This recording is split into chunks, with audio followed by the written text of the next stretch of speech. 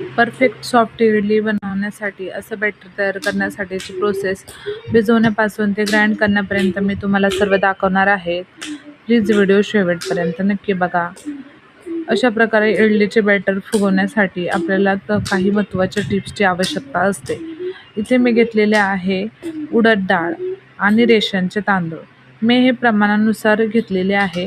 त्याच्यासाठी मी या छोट्याशा कपाचा वापर केला आहे. 3 कप उडद रेशनचे तांदूळ किंवा तुमच्याकडं जे अवेलेबल आहे ते यूज करू शकता. फक्त अ, जे आपण रोज डेली खातो ते तांदूळ यूज करायचे नाही, फक्त रेशनचे तांदूळ यूज करायचे. याच्याने काय होईल, तुमचं बॅटर खूप छान फुगेल आणि फर्मेंटेशन प्रोसेस चांगली होईल.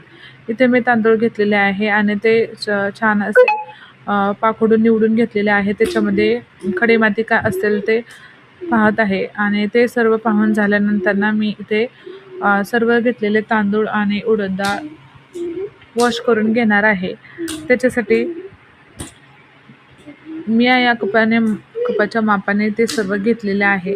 तुम्हीही तुमच्याकडे जो कोणता कप आहे त्याने घेऊ शकता आणि अशा प्रकारे मी सर्व व्यवस्थित नीट करून घेतलेले आहे. त्यानंतर मी इथे वॉश करणार आहे आणि त्यानंतर मी इथे तांदूळ आणि उडद डाळ वॉश करून घेत आहे. अगदी 2-3 पाण्याने छान अशी वॉश करून घ्यायची. त्याच्यामध्ये सर्व घाण असलेले पाणी फेकून द्यायचे आणि त्यानंतर छान अशी वॉश करून घेतल्यानंतर थोडेसे पाणी त्यात टाकून त्याला भिजवण्यासाठी ठेवायचं आहे. हे आपल्याला 4 ते 5 तासासाठी भिजवण्यासाठी ठेवायचे आहे. त्याच्यासाठी 2 ते 3 पाण्याने स्वच्छ चांगले धुवून घ्यावे आणि त्यानंतर ते फर्मेंटेशन म्हणजे भिजवण्यासाठी ठेवावे. त्यानंतर मी इथं उडद डाळ घेतलेली आहे. उडद डाळ देखील चांगली वॉश करून घेतलेली आहे आणि त्याच्यामध्ये सोक करण्यासाठी पाणी देखील टाकलेले आहे. आणि आता हे उडद डाळ आणि जे आपले तांदूळ होते ते आपण वॉश करून इथे घेतलेले आहे. त्यानंतर त्यात आता पाणी टाकून आपल्याला हे 4 ते 5 तासासाठी ठेवून द्यायचे आहे. 4 ते 5 तासानंतर आपल्याला हे ग्राइंड करायचे आहे आणि आता इथे बघा आपली उडद डाळ ही चांगली फुगलेली आहे आणि आपण हे दोन्हीही आता एकत्र वाटणार आहोत.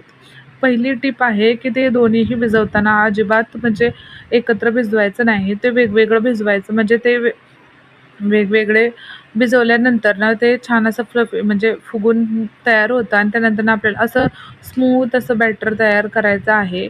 आपल्याला उडद डाळ ही छान अशी ग्राइंड करायची आहे. उडद डाळ ग्राइंड करून झाल्यानंतर आपल्याला तांदूळ हे थोडेसे दाणेदार असे ग्राइंड करायचे आहेत. त्यात तुम्ही मेथीदाणेही फ्लफीपणासाठी यूज करू शकता किंवा त्याच्याऐवजी मी इथे पोहे यूज करत आहे. मला हे प्रोसेस खूप आवडते. मी नेहमीच पोहे यूज करते. थोडेसे 1 वाटी पोहे धुवून घेतलेले आहे आणि ते सोक पोहे ग्राइंडर मिक्सरमध्ये टाकून ग्राइंड करून घेणार आहे आणि ते सर्व ग्राइंड करून झाल्यानंतर आपल्याला हे बॅटर छान असं मिक्स करायचं आहे. हे बॅटर हातानेच मिक्स करायचं किंवा चमच्याने वगैरे मिक्स करायचं. पण हाताने मिक्स केल्यानंतर फर्मेंटेशन प्रोसेस खूप छान होते आणि आपलं पीठ खूप छान असे फ्लफी तयार होऊन येतं. तर इथे बघा आता मी हे असं विस्कच्या साहाय्याने मिक्स करत आहे आणि ते मिक्स करून झाल्यानंतर आपल्याला हे 7 ते 8 तासांसाठी म्हणजे ओव्हरनाईट ठेवायचं आहे, जेणेकरून आपलं पीठ अशा प्रकारे फर्मंट होईल आणि फर्मंट झाल्यानंतर तुम्ही पाहू शकता पीठ खूप छान असा फर्मंट झालेला आहे आणि याचं तुम्ही असं सॉफ्ट इडली बनवू शकता. जर तुम्ही इडली लवर असाल तर आमच्या चॅनलला सबस्क्राईब करा आणि लाईक करा आणि कमेंट करून नक्की सांगा तुम्ही बनवलेली इडली कशी झाली ते. Bye bye.